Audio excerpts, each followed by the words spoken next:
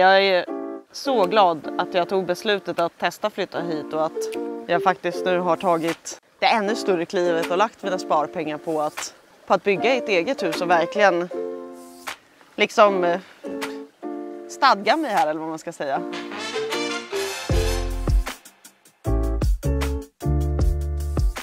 Nej, men det här är typ det bästa, alltså en av de bästa sakerna. Jag har ju aldrig ens haft en levande växt någonsin, så att bara börja liksom kunna odla i pallkragar har ju varit en jättestor grej. Nu såg jag en jättestor här. När man kunna äta sin egna mat, det är en sån lyx. Och jag bodde ju i lägenhet i Stockholm. Visst kunde man väl ha några krukor på balkongen och sådär, men det var ju inte alls på det här sättet. Sen har man ju lite att lära. Det blev lite överflödigt med sallad.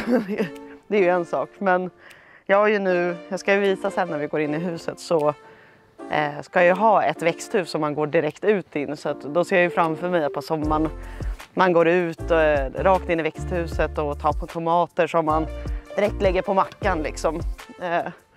Och det på något sätt är ju en riktig så här livskvalitet, kan man väl säga. Att faktiskt bara gå och kunna käka så här. Sen har jag en hund som älskar de här. Var är han då? Ja, han är någonstans. Den är svingoda.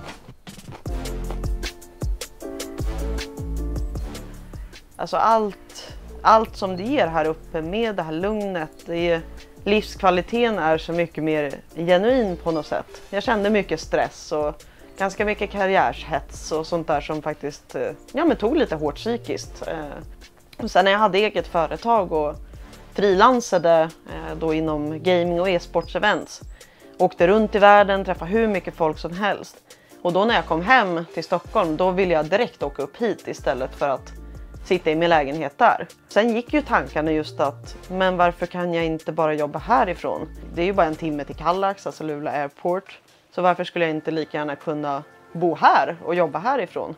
Jag testar, och om jag ångrar mig, Stockholm finns kvar, det är ju bara att flytta tillbaka. Eller testa bo någon annanstans. Men nu som sagt, nu har det ju gått 3 år och för 1 år sedan så bestämde jag mig för att faktiskt bygga mitt egna hus. Men nu ska jag testa gå in i min ytterdörr för första gången. Det funkar också. Coolt. Woohoo! Nu går jag in här. Första gången. Nej, men här ska jag faktiskt gå in nu. Resten av mitt liv tänkte jag säga. Men det kan ju mycket väl vara så. Det är ändå en cool känsla. Det här har ju liksom bara varit, ingenting. Ja, men vad roligt. Då fick ju ni vara med när jag fick nytt handtag också. Direkt till vänster så blir det någon blandning av gamingrum. Jag tycker gamingrum låter roligast att säga, men även kontor, att jag ska kunna sitta, just för att jag har fördelen att kunna jobba hemifrån.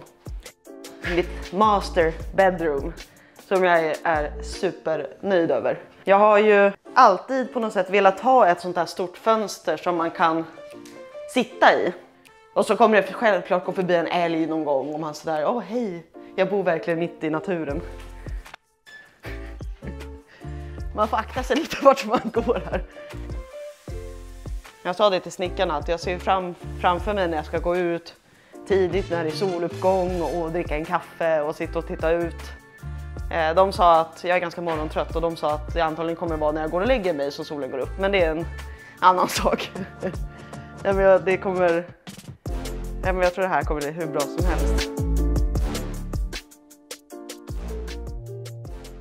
Det som väl har överraskat mig är att jag på något sätt ibland känner mig nästan mer social här än när jag bodde i lägenheten i Stockholm. För att även fast jag hade alla vänner och det är det som på ett annat sätt att leva här. Om jag till exempel tar en promenad med hunden runt byn, men då kanske några sitter ute och man går in på en kopp kaffe utan att planera.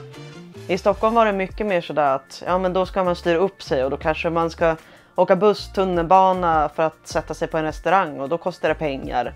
Eller en bar, eller om folk ska komma hem, men då känner jag att då måste jag städa, styra upp någon bra middag. Det var som att allt, jag vet inte, det är som en annan enkelhet att umgås här. Eftersom det är sånt liv så är det också folk som kommer upp spontant.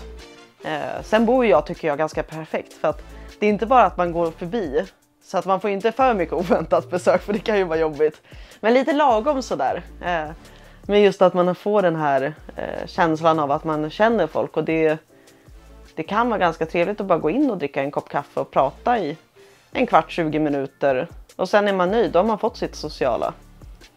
Så det förvånar mig lite att jag känner nästan mig på ett sätt mer social än när jag bodde i Stockholm.